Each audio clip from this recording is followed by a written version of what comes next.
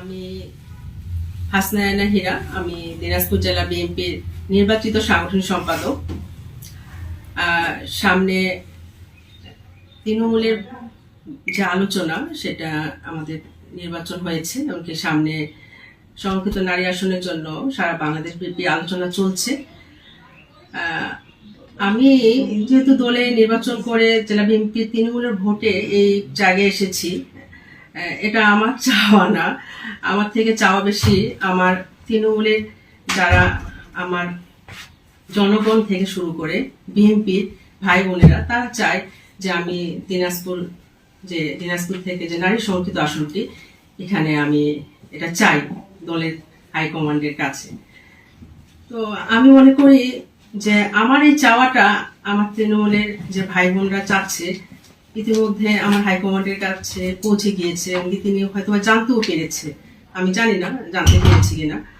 তো আমি সংরক্ষিত আসনে যদি মহিলা এমপি আল্লাহ আমার তৌফিক দান করে হওয়ার, আমাদের দলের চেয়ারম্যান, আমাদের মাননীয় প্রধানমন্ত্রী জনাব তারেক রহমান সুদৃষ্টি রাখে আমার প্রতি, ইনশাআল্লাহ আমি মনে করি আমি ভালো কিছু করব দিনাজপুরের জন্য তথা সারা বাংলাদেশের জন্য। কারণ আপনারা জানেন দিনাজপুর বিএনপির ঘাঁটি, এই অনুযায়ী আমরা কিন্তু সারা বাংলাদেশই জানেন। সেই অনুযায়ী কিন্তু আমি বিগত আন্দোলন সংগ্রামে আপনারা দেখেছেন যে আমি মাঠ পর্যায়ে কাজ করে বেরিয়েছি। এমন কোনো আন্দোলন সংগ্রাম নেই বিএনপির আমি অনুপস্থিত ছিলাম, কেউ বলতে পারবে না।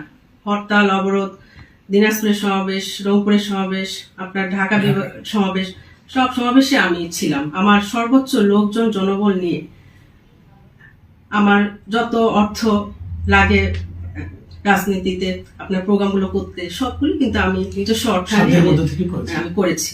আমার যে বায়োডাটা তৃণমূলে এমনকি পর্যবেক্ষণ করলে, দিনাজপুর যে তৃণমূল পর্যায়ে প্রান্তিক পর্যায়ে পর্যবেক্ষণ করলেই কিন্তু উনি জানতে পারবে যে আমার দলের প্রতি কি কি ডেডিকেটেড কাজ ছিল, এমনকি আমি এখন পর্যন্ত চলমান রেখেছি।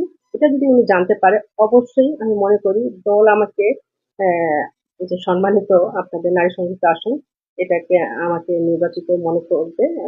এটা আমি আশা ব্যক্ত করি।